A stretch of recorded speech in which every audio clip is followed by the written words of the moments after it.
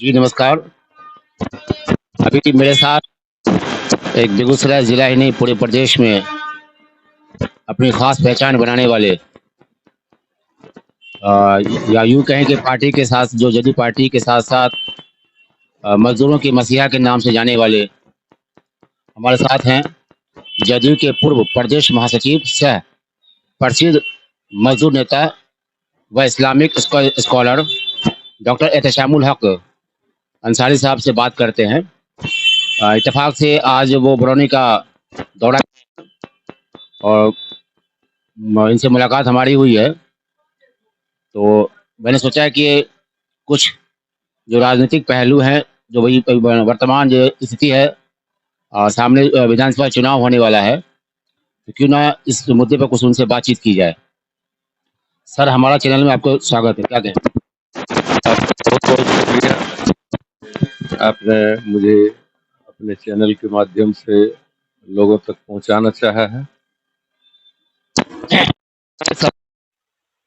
कि मैं पहले जो है शुरू करता हूँ कि अभी जो फिलहाल कुछ दिन पूर्व ही जो है बेगूसराय ज़िला में एनडीए की बैठक हुई थी, जिसमें तमाम लोगों की शिरकत हुई थी। वहाँ पे पार्टी के नेता हो, कार्यकर्ता हों या प्रदेश स्तर के नेता हों। उस बैठक के बाद क्या लगता है कि आने वाले विधानसभा चुनाव में को लेकर कितने उत्साह और कितना उम्मीद जगा है, क्या कहेंगे आप? देखिए सर, हम लोगों ने अपने प्रदेश के एनडीए के पांचों प्रदेश अध्यक्ष महोदय का बेगूसराय में बहुत जमकर स्वागत किया, खैर मकदम किया और एनडीए की कार्यकर्ता बैठक ने बेगूसराय में ये बात साबित कर दिया। इतनी बड़ी भीड़ जुटी कि उसी दिन लोगों को समझ में आ गया कि आने वाले विधानसभा चुनाव 2025 में बेगूसराय में सातों विधानसभा सीट पर एनडीए के उम्मीदवार को कामयाबी मिलेगी और ये कामयाबी नीतीश कुमार के नेतृत्व में मिलेगी। ये बड़ी बात। कई वर्षों से या यूँ कहें कि लगभग 2 दशक होने वाले हैं बिहार में नीतीश कुमार का शासन है और कहा जाता है वो विकास पुत्र हैं।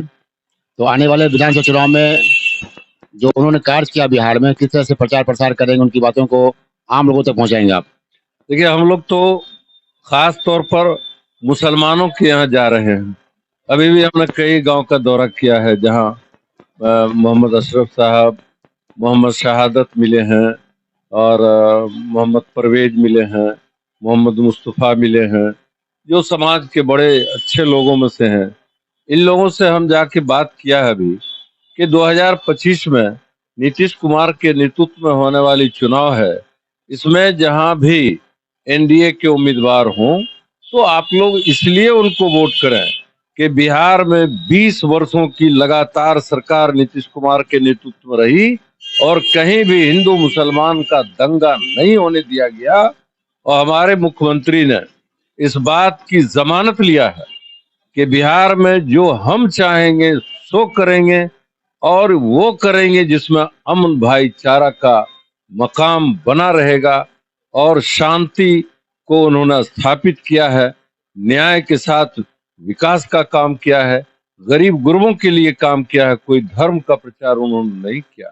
सरकार बनाती है हमारी अगर नीतीश कुमार के नेतृत्व में आज तक जो बनी है, तो नीतीश कुमार ने कभी धर्मों के प्रचार में नहीं लगाया लोगों को, अपने कार्यकर्ताओं को, बल्कि जदयू को उन्होंने लगाया है, उनके वर्करों को, कि आप जाएं और गांव का विकास करें, गांव में गरीबों का, मजदूरों का, किसानों का, छात्र का, नौजवानों का, अल्पसंख्यकों का और जो वंचित समाज है, यानी भारत रत्न जनाब कर्पूरी ठाकुर के, राम मनोहर लोहिया, जयप्रकाश नारायण के पद चिन्हों पर चलकर उन्होंने ये साबित कर दिया।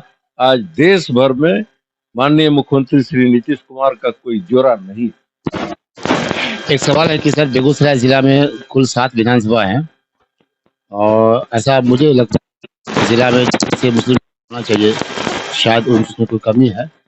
लेकिन आपको जो है एक अच्छे खासे चेहरा है मुस्लिम नेता के रूप में। क्या लगता है विधानसभा चुनाव आने वाले विधानसभा चुनाव में पार्टी आपको मतलब मौका देगी? देखिए, जदयू ने बेगूसराय में मुनाजिर हसन को टिकट देकर के एक और यहाँ के भारतीय जनता पार्टी आरएसएस के लोगों ने वोट देकर के ये साबित कर दिया कि हम सेकुलर हैं।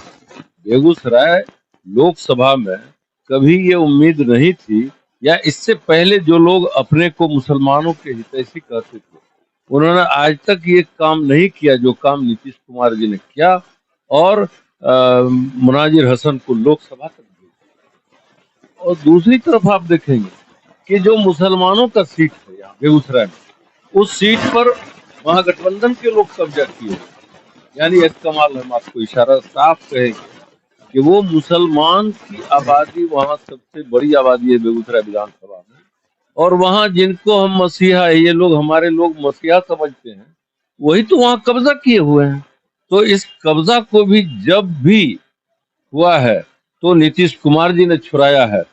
जदयू की उम्मीदवारी दी गई, जमशेद अशरफ साहब को वहां जिताया गया, परवीन अमानुल्लाह साहबा को जिताया गया, और दोनों को समाज कल्याण मंत्री बनाया गया। ये मामूली बात नहीं है।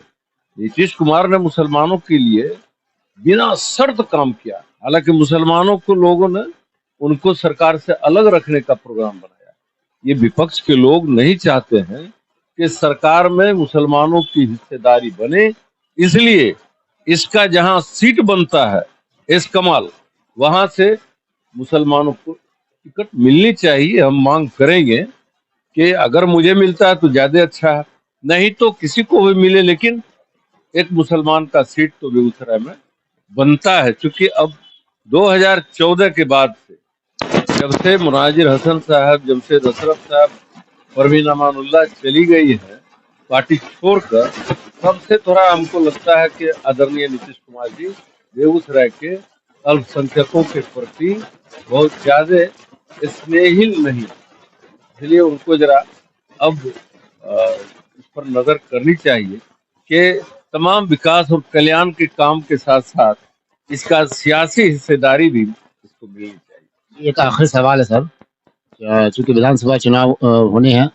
शायद है कि उम्मीद है कि अक्टूबर महीने में शायद, तो क्या लगता है कि इस बार भी नीतीश कुमार के नेतृत्व में सरकार बनेगी? देखिए, एकदम तय है। ऐसे तो बहुत सारे लोग डरा रहे हैं हम लोगों को कि आपका दिल्ली वाला महाराष्ट्र वाला हश्र होगा, जो हश्र शिंदे का किया गया, लेकिन बिहार है और जदयू है, हमारे दल के जितने भी नेतागण हैं बड़े मजे खिलाड़ी हैं। ये कभी नहीं चाहते हैं कि हम जिनका सहयोग लेते हैं और जिनको सहयोग देते हैं हमको वो धोखा दे और वो मुझे धोखा दे। इसलिए नीतीश कुमार की एक अलग, देश भर में, दुनिया भर में एक अलग पहचान है। आप उनकी समझदारी का कायल हैं, और खुद माननीय प्रधानमंत्री श्री नरेंद्र मोदी जी भी नीतीश कुमार की कर्मठता, ईमानदारी, उनके विकास के काम, कल्याण के काम से खुश रहते हैं। इसलिए ऐसा वो किसी कीमत पर नहीं कर सकते, क्योंकि जानते हैं कि बिहार में नीतीश कुमार के नेतृत्व में चुनाव होती है तभी किसी की जीत होती है।